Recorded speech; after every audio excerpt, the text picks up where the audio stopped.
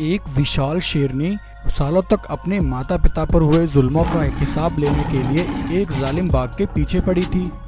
अरे अरे शेरनी, मुझे छोड़ दो, मुझे मत मारो, मुझे माफ कर दो। मैं फिर कभी ऐसी गलती नहीं करूंगा। भगवान के लिए आज मुझे छोड़ दो। दुष्ट जालिम बाघ, आज तू मुझसे बचकर कहां तक भागेगा। आज तुझे मेरे हाथों से कोई नहीं बचा सकता। विशाल शेरनी बाघ को दौड़ाकर एक ऊंची पहाड़ी पर ले आती है। बाघ विशाल शेरनी को अपने सामने देखकर थर-थर कांपने लगता है। अरे अरे शेरनी, तुम कौन हो और तुम इतनी विशाल कैसे हुई? आखिर मैंने तुम्हारा क्या बिगाड़ा है? तुम मुझे मारने के लिए मेरे पीछे हाथ धोकर क्यों पड़ी हो? दुष्ट बाघ, मैं उसी रघुवीर शेर और सीमा शेरनी की बेटी हूँ, जो तुम्हारे जंगल में रहकर एक छोटी सी गुफा में अपनी गरीबी के दिन जी रहे थे। महाराज, अब हमारी औलाद होने में कुछ ही समय रह गया है। मुझे बहुत डर लग रहा है। वह कातिया बाघ बहुत जालिम है। कातिया बाघ लड़कियों से नफरत करता है। जंगल में अगर किसी जानवर की यहाँ बेटी होती है तो वह दुष्ट बाघ अपने सिपाहियों को कहकर उसकी हत्या करा देता है। उसे अपने जंगल में केवल नर सिपाहियों की जरूरत है, ताकि वह उन्हें बढ़ा करके एक बड़ी सेना तैयार कर सके और अपनी ताकत और ज्यादा बढ़ा सके। महाराज, अगर हमें बेटी हुई और उसे हमारी बेटी का पता लगा तो वह उसे भी मार डालेगा। शेरनी, तुम जिस बात को लेकर परेशान हो, मैं भी उसी बात से परेशान हूँ। लेकिन तुम घबराओ नहीं, मैं अपनी बेटी को कुछ नहीं होने दूंगा। मैं उसके लिए कातिया की सारी सेना से भिड़ जाऊंगा। अगले दिन कातिया बाघ एक पंडित को अपने पास बुलवाता है। पंडित जी, मैं अपने साम्राज्य को चारों दिशाओं में फैलाना चाहता हूँ। हर तरफ सिर्फ मेरी हुकूमत हो, ऐसी मेरी इच्छा है। आप मुझे मेरा भविष्य पढ़कर सुनाइए। बताइए मुझे, मेरे इस सपने को पूरा होने में और कितना समय लगेगा? तब पंडित एक पत्र खोलता है और उसमें कातिया बाघ का भविष्य देखता है। उस पत्र में कुछ ऐसा लिखा था जिसे देखकर पंडित हैरान हो जाता है। क्या हुआ पंडित जी? क्या लिखा है इस पत्र में? मुझे पढ़कर बताइए। कातिया, तुम्हारा ये सपना जल्द पूरा हो सकता है, लेकिन उसमें एक बहुत बड़ी बाधा है। कैसी बाधा पंडित जी? मुझे साफ साफ बताइए।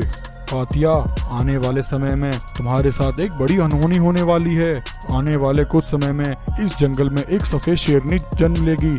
उस शेरनी के अंदर अद्भुत शक्तियां होंगी। वह सफेद शेरनी तुम्हारा काल बनकर यहाँ आएगी और वही तुम्हारी मौत का कारण बनेगी। अगर तुम अपनी मौत को टालना चाहते हो तो तुम्हें अमावस्या के दिन उस शेरनी से उसकी सारी शक्तियां छीननी होंगी, और अगर तुम उसकी शक्तियां छीनने में नाकामयाब रहे तब तुम्हारा बच पाना बहुत मुश्किल है। लेकिन पंडित जी, मैं उस शेरनी से उसकी शक्तियां कैसे छीनूंगा? ये लो कातिया, तुम अमावस्या की रात को शेरनी की सारी शक्तियां इस घड़े के अंदर कैद कर लेना और इस घड़े को फौरन एक सुरक्षित स्थान पर छुपा देना। जब तक तुम उस शेरनी को खत्म न कर दो तब तक ये घड़ा सुरक्षित रहना चाहिए। कातिया बाघ पंडित द्वारा बताई अपनी भविष्यवाणी सुनकर परेशान हो जाता है।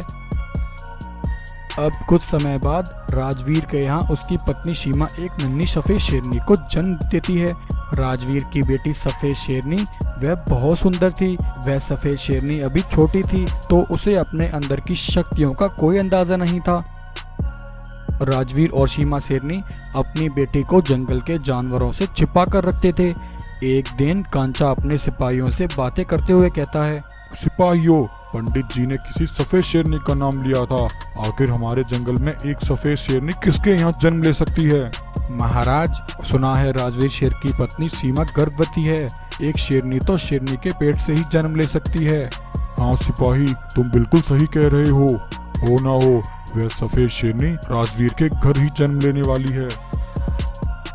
तब अगले दिन कातिया बाघ अपने सिपाहियों को लेकर राजवीर के पास पहुंचता है। राजवीर, तुम्हारी पत्नी सीमा गर्भवती थी, क्या हुआ? तुम्हें कोई संतान हुई या नहीं? तुम्हें पता है ना, मुझे लड़कियां बिल्कुल पसंद नहीं हैं। हाँ कातिया बाघ, मैं तुम्हारे नियम कानून जानता हूँ, लेकिन मेरे यहाँ तो एक बेटे ने जन्म लिया है। मेरी पत्नी अभी उसे बाहर घुमाने लेकर गई है। ठीक है राजवीर, लेकिन याद रखना, अगर तुमने मुझसे झूठ कहा तो तुम्हें अपनी मौत पर बहुत अफसोस होगा। कात्या के वहां से जाते ही राजवीर की पत्नी अपनी बेटी सफेद शेरनी को एक पत्थर के पीछे से बाहर लेकर आती है। महाराज, आज तो हमने अपनी बेटी को बचा लिया, लेकिन हम कब तक उस दुष्ट बाघ से अपनी बेटी को बचा पाएंगे? हाँ शेरनी, जब तक हमारी बेटी बड़ी नहीं हो जाती तब तक हमें इसका बहुत ध्यान रखना होगा। मेरे एक सिपाही ने मुझे खबर दी है कि कल एक पंडित ने कांचा को उसका भविष्य पढ़कर सुनाया था, जिसमें उसने एक सफेद शेरनी के हाथों कांचा की मौत की खबर बताई थी। अपनी मौत की खबर सुनते ही कांचा हमारी बेटी की जान का दुश्मन बन गया है। वह पहले ही अपने जंगल में लड़कियों को नहीं देखना चाहता और अब अपनी मौत की भविष्यवाणी सुनकर वह बौखला गया है और किसी भी हाल में वह हमारी बेटी को मारना चाहता है। ऐसे ही एक दिन सीमा अपनी बेटी सफेद शेरनी के साथ खेल रही थी। तभी कांचा का एक सिपाही उस सफेद शेरनी को देख लेता है। वह फौरन जाकर कांचा को इसकी खबर देता है। सिपाही, ये तुम क्या कह रहे हो? इसका मतलब राजवीर ने मुझसे झूठ कहा कि उसके घर एक बेटे ने जन्म लिया है। राजवीर, तुमने मुझसे झूठ बोलकर गद्दारी की है। सिपाहियों, जाओ और उस गद्दार राजवीर को इसी समय खत्म कर दो। तब कात्या के सिपाही राजवीर को अकेला पाकर उस पर हमला कर देते हैं और राजवीर को वहीं जान से मार डालते हैं। वहीं जब सीमा शेरनी को यह खबर मिलती है तो वह बहुत परेशान हो जाती है। गाय बहन, लगता है कातिया को मेरी बेटी का पता लग चुका है। तुम मेरी बेटी को लेकर इसी समय यहाँ से चली जाओ। जब तक मेरी बेटी बड़ी ना हो जाए उसे लेकर यहाँ कभी मत आना। गाय सीमा की बेटी सफेद शेरनी को लेकर वहां से चली जाती है। उधर कातिया अपने सिपाहियों को लेकर सीमा की बेटी को जंगल में हर तरफ तलाश करता है, लेकिन उसे वह सफेद शेरनी कहीं नहीं मिलती। यह देखकर कातिया को बहुत गुस्सा आता है। कातिया गुस्से में आकर सीमा शेरनी को कैद कर लेता है। सीमा, जब तक तुम मुझे अपनी बेटी का पता नहीं बता देती तब तक तुम मेरी कैद में रहोगी। ऐसा कहकर कात्या सीमा शेरनी को हमेशा के लिए अपनी कैद में रख लेता है और हर रोज बेचारी मासूम सीमा शेरनी पर जुल्म करता है। अब ऐसे ही बहुत वर्ष बीत गए। बेचारी बूढ़ी सीमा शेरनी ने बिना अपनी हिम्मत हारे कात्या को अपनी बेटी के बारे में अब तक कुछ नहीं बताया। तब गाय विशाल सफेद शेरनी को लेकर कात्या के जंगल पहुंचती है। गाय सफेद शेरनी को कात्या का पता बताकर खुद एक पेड़ के पास जाकर खड़ी हो जाती है। तभी गाय देखती है पत्थरों के बीच बूढ़ी सीमा शेरनी एक पिंजरे में कैद है। यह देखकर गाय के होश उड़ जाते हैं। इससे पहले गाय जाकर सफेद शेरनी को यह सब बताती, कात्या का एक सिपाही गाय को देख लेता है। वह गाय पर हमला करके उसे बेहोश कर देता है। उधर सीमा की बेटी सफेद शेरनी गाय की देखरेख में बड़ी हो जाती है। सफेद शेरनी के बड़े होते ही उसके अंदर उसकी सारी शक्तियां आ जाती हैं। तब एक दिन गाय सफेद शेरनी को उसके माता पिता की सारी कहानी बताती है। गाय के मुंह से अपने माता पिता की मौत की खबर सुनकर सफेद शेरनी को बहुत दुख होता है और उसे कातिया पर बहुत गुस्सा आता है।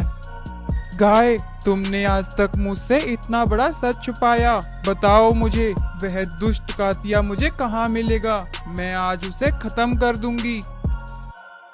तो इस तरह आज विशाल सफेद शेरनी कातिया को मारने के लिए उसे एक पहाड़ी पर ले आई थी।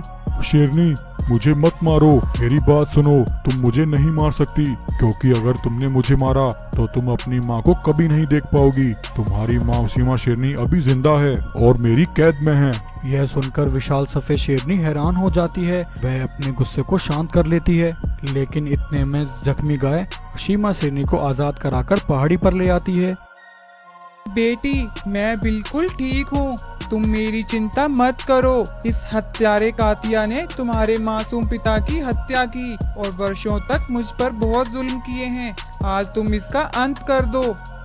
विशाल सफेद शेरनी यह सुनकर बहुत गुस्से में आ जाती है और अपनी विशाल तूफानी शक्तियों के साथ कातिया बाघ पर हमला कर देती है और अपने एक ही वार से कातिया को जान से मार डालती है। सालों बाद विशाल सफेद शेरनी अपनी माँ सीमा से मिलकर बहुत खुश होती है।